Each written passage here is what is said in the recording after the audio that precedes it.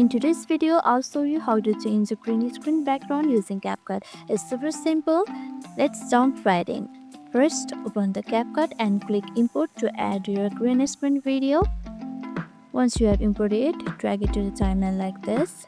Now click on your green screen footage in the timeline so it's selected.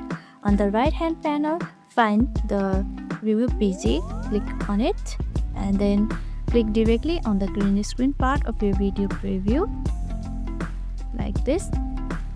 Now scroll down. Here you can see the Chroma Key.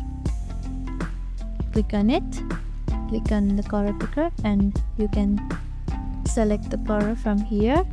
Once you have selected it, you can adjust its intensity like this. Now once you have adjusted your intensity, click the play button to preview your final result. Let's play it.